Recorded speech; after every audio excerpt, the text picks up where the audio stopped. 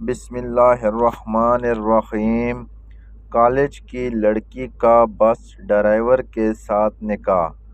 اس کے ماں باپ نے بڑے لاڈ و پیار سے پرورش کی۔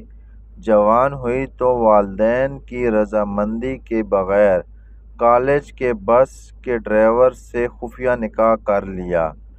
باپ کو جب پتہ چلا تو بیٹی نے جواب دیا، میرا نکاح ہو چکا ہے، بہتر یہی ہے کہ آپ اپنے ہاتھوں سے مجھے رخصت کر دیں، ورنہ میں خود ان کے پاس چلی جاؤں گی۔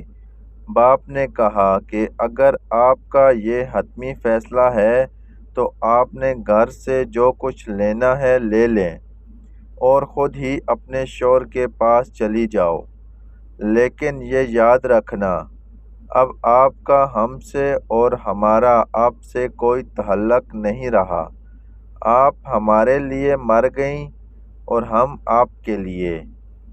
وہ خوشی خوشی سامان پیک کر کے اپنے شوہر کے پاس چلی گئی۔ تقریباً 8 سال بعد اس کی ملاقات ایک قریبی عزیز سے ہوئی اور وہ اسے اپنے گھر لے آیا۔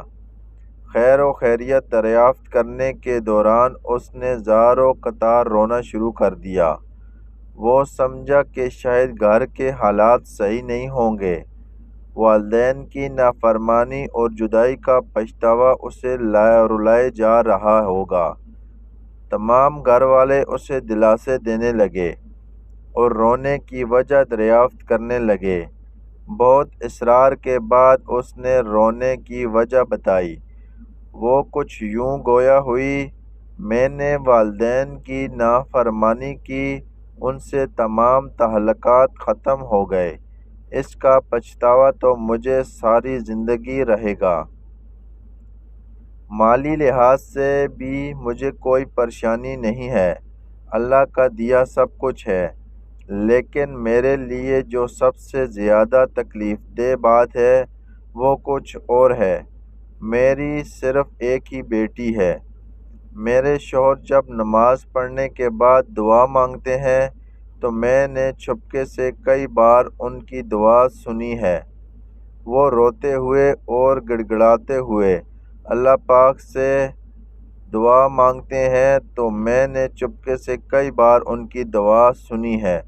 وہ روتے ہوئے اور گڑ گڑاتے ہوئے اللہ پاک سے صرف ایک ہی دعا مانگتے رہتے ہیں، یا اللہ میری بیٹی ماں پہ نہ جائے، یا اللہ یہ اپنی ماں کی طرح گھر سے بھاگ کے کبھی شادی نہ کرے، یہ اپنی ماں کی طرح اپنے والدین کی عزت کو کبھی رسوا نہ کرے۔